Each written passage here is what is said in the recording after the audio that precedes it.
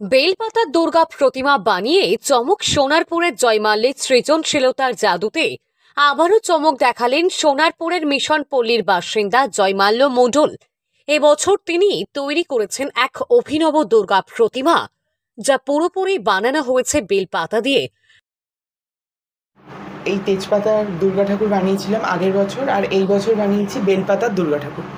বেলপাতার দুর্গা ঠাকুর বানিয়েছি, আমাদের পাড়ার একজন কাকু আছে, তিনি আমাকে বেলপাতা দিয়ে যেতেন এবং আমি সেই বেলপাতাগুলি দিয়ে বেলপাতার দুর্গা ঠাকুর বানিয়েছি।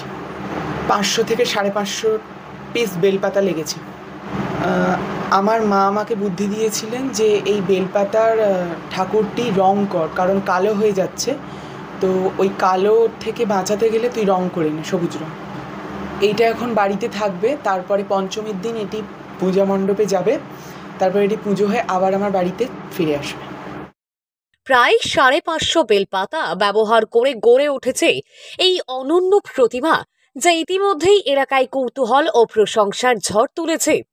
সোনারপুর কলেজের ইতিহাস অনার্সের ছাত্র জয়মাল্য ছোটবেলা থেকেই শিল্পপ্রেমী।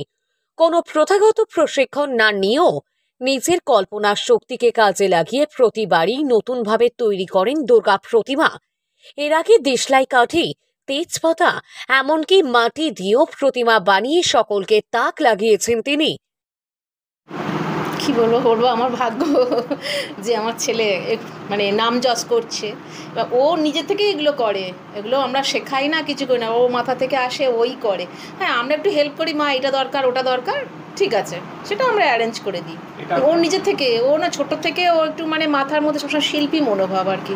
ও শোলা কেটে কোথায় এটিএম তৈরি করতো, তো মেট্রো স্টেশন তৈরি করতো, মানে ওর মধ্যে না একটা অন্যরকম একটা কাজ করতো, সেটা থেকেই ও করছে। এখানে আমরা কোনো শেখানোর কোনো ব্যাপার নেই, একদম ভগবান ওর দিয়েছে। এবার বেলপাতা দিয়ে তৈরি প্রতিমায় তার নতুন সংযোজন, পাতাগুলি শুকিয়ে না যায় সেই কারণে বিশেষভাবে রং করে সংরক্ষণ করা হয়েছে। শুধু প্রতিমাই নয়, ছোটবেলা থেকেই জয়মাল্যের কল্পনার জগতে তৈরি হয়েছে নানা শিল্পকর্ম। কখনো এটিএম মেশিন, কখনো ট্রেন, আবার কখনো তাজমহল, সবই বানিয়েছেন নিজের হাতে। জয়মাল্যের প্রতিভাকে স্বীকৃতি দিয়েছে ইন্ডিয়া বুক অফ রেকর্ডস। তার তৈরি প্রতিমা স্থান পেয়েছে বাড়ির ঠাকুরের আসনের কাছেই। পুজোর সময় সমস্ত নিয়ম মেনেই সেখানে দেবীর আরাধনা হয়। পরিবারের সদস্যরা জয়মাল্যের এই অনন্য প্রতিভায় ভীষণ খুশি ও গর্বিত। তাদের আশা, সামনে আরো বড় মঞ্চে পৌঁছাবে এই প্রতিভা।